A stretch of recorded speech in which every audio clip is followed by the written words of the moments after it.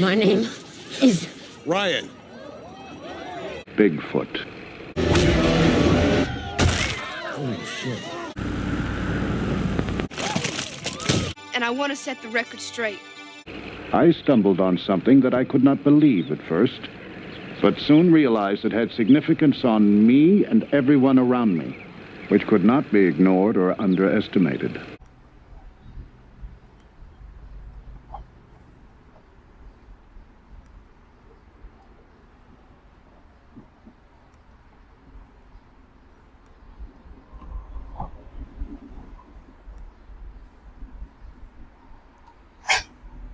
Alright, so this is what I stumbled upon. This is the correlation between Freemasonry and Venus, the ancient worlds. So right here on this text box I have verbatim what is said in these two clips here. So firstly, in this Freemasonry clip, they say, during the initiation, the candidate must bare one of his breasts. This is to show that he is not a woman.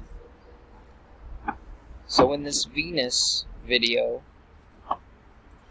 they say verbatim, her modest pose is known as Venus Pudica, a stance where a nude female uses her right hand to cover her breast while her left hand tries to hide her pubic area. What should be the word Pudica in Latin not only means genitalia, but also translates as shame. And again, this is verbatim in this clip here, just as this is verbatim from this clip here. So what these two clips have in common is this reference to the breast. So in Freemasonry, they're bearing one breast, and in this Venus video, they're covering one breast. So they overlay here with the bearing and covering in that you can't cover one breast without bearing one breast. So in Freemasonry, when they are saying, again verbatim, the candidate must bear one of his breasts, this is to show that he is not a woman, that overlays with this Venus video, I should be saying overlaps. That overlaps with this Venus video, in that Venus is also bearing a breast. Yes, this stance is known as Venus Pudica, and they say that this is a nude female covering her right, using her right hand. So even the usage of the word right, that overlays with Freemasonry, or overlaps with Freemasonry, in that it's a rite of passage or a rite of initiation. That's the only reason why they use that word right. That's the only reason why they are distinguishing it as the right hand. It could easily be the left hand. It could easily be the left breast. It could easily be the right breast. It doesn't matter. There's no difference in bearing or covering either of the breasts. The overall point that I'm trying to make here is you can't bear one breast without covering one breast. And even that word bear, again, is significant because of the Hebrew word bereshit, which translates into in the beginning. But that's another video. So I just want to point out, though, there's a reason why they're using even this language, bearing one breast. I mean, you could easily just say you're exposing one breast, or you're uncovering one breast. But see, they went with the word bear, so that's significant, again, because of this Hebrew word bereshit. But again, that's a whole nother video. But that is the same reason why they're using the right hand. It could be either hand, it doesn't matter. The overall point is that one's being bared, and one's being covered. One's being shown, one's being concealed. The overall meaning is the same. And that meaning is that this is to show that he is not a woman. So this is not a nude female, as they say here, using her right hand to cover her breast. This is a man. That's why it also continues with to cover her while her left hand tries to hide her pubic area. So I say that the reason why they're covering the pubic area is to conceal the male genitalia. Now, I don't believe that they had genitalia alterations or they've mutilated their genitals. That hasn't been revealed to me. What has been revealed to me is that these things have what is referred to as a micro penis. So it's a very, very small penis. And that can be sort of revealed here with the continuation of this video when it goes on to say the word Pudica in Latin not only means genitalia, but also translates as shame. So if you sort of combine shame and genitalia, then from my understanding, that would be a sort of occultic expression to express the micro penis, a shamed genitalia, a small penis. So this is a continuation of the Venus Pudica and the Freemasonry, the bearing and covering of the one breast. So here you have 3 androgynes. So here's that word androgyne, which translates as to essentially a man, woman. It's no different than the word ladyboy or he, she. I do, however, think that these things have been genetically altered.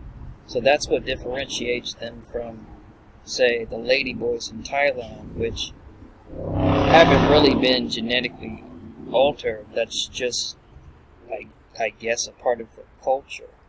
So these things, again, have been genetically altered. And they've been genetically altered to incorporate bits and pieces, what they refer to as bits and pieces of viral DNA from the biblical Satan. So these things have DNA of the biblical Satan incorporated within their own DNA.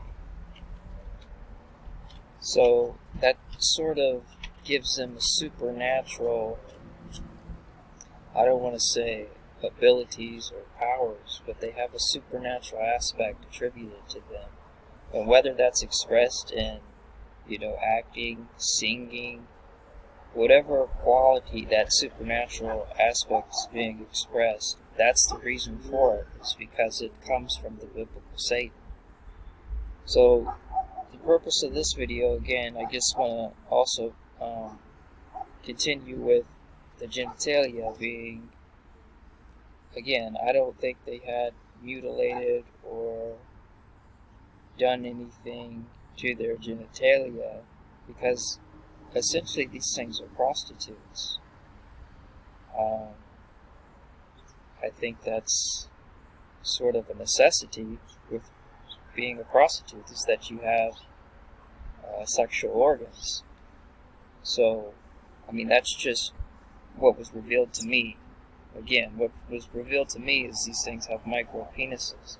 So I showed you these words here, these androgynous words like androgyne, ladyboy, he, she. Well, there's another one, her man, and then in front of her man, this character's name, is Pee-wee. So Pee-wee is in reference to something being small. So you've got something being small, and then you've got an androgyne. Again, to me that just points at this micro penis. So I guess I'd like to continue with that. This dance is referred to as Venus Pudica. Well, there's a flower for shame, Mimosa pudica, was first formally described,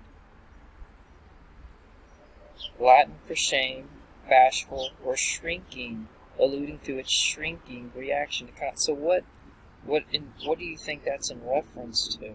See, I just find all these parallels to a micro penis, at least in relation to these androgynes. So again, these characters here on this magazine, they're paralleling this here, which is the three graces.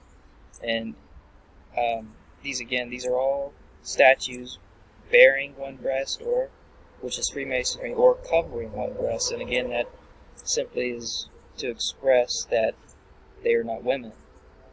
So I found this article here. It says, "It hit me on a fairly ordinary Wednesday afternoon when on a whim I decided to visit the Greek and Roman galleries of New York's Metropolitan Museum of Art. But what hit me was not that after 20 years of curation shifted to show an organic progression in the development of the form.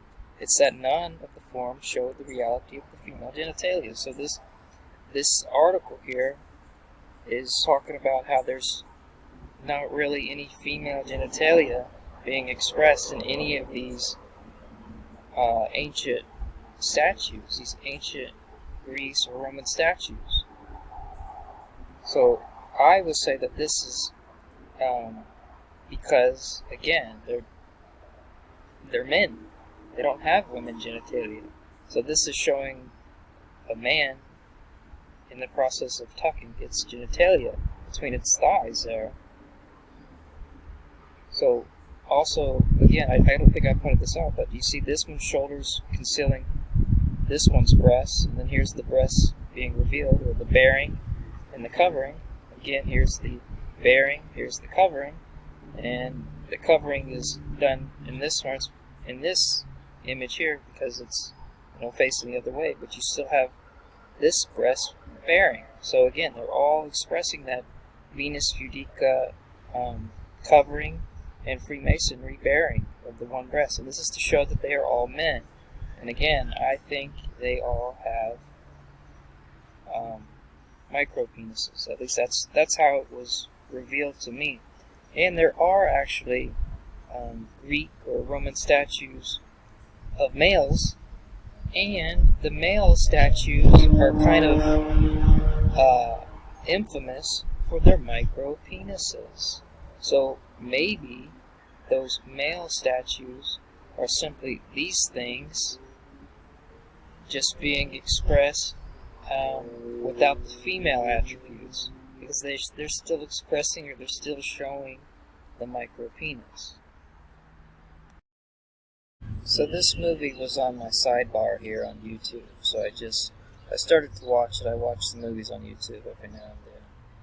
And I knew there would be a Venus Pudica, a covering, or a Freemasonry, a bearing of the one breast. I just knew it. And this is a movie about prostitution, because that's what they are. They're prostitutes.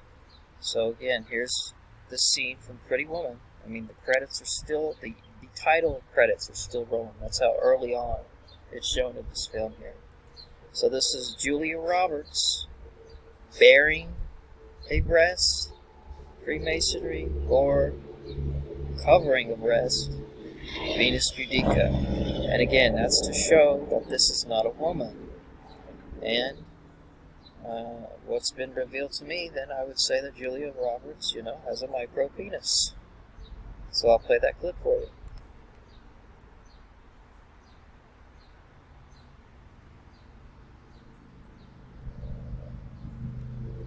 So I sort of changed my about on my YouTube page. I'm just trying to simplify the information. So, exposing the false androgyne, male-female, as a man-contrived creation. That means these are man-made, genetically altered by man. Composed of bits and pieces of RNA with origins to the biblical Satan, referenced by select groups as mother, as a two-in-one transgender, transhuman false god. It, the biblical Satan, escapes from its symbolic 1,000-year prison, figuratively expressed as rising again, or it rose again, on account of the genome editing technology discovered in E. coli bacteria found in shit, referred to as CRISPR. A big mouthful, so that's just something that the character who's sort of presenting CRISPR to the world keeps saying in its speeches or whatever. A big mouthful. So it's just playing on the pun that it's shit. It's a big mouthful of shit because, again, they've got, from shit, they discovered molecular scissors. That's why there's that scene in Jurassic Park of that huge mound of dung. I did a video on it, and the guy just happens to walk by with scissors in his pocket. Because, again, they found scissors in bacteria, and they use those scissors to splice the human genome.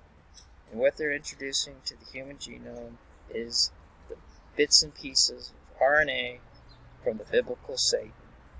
And Satan is, imprisoned for 1,000 years for deceiving the world. So essentially Satan is escaping from his prison through all of these androgynes, all of these celebrities who have this DNA of this biblical Satan. And they're just, this is like a replay. Here we go again. It's the biblical Satan deceiving the world all over again, only now it's doing it sort of through an innumerable amount of people.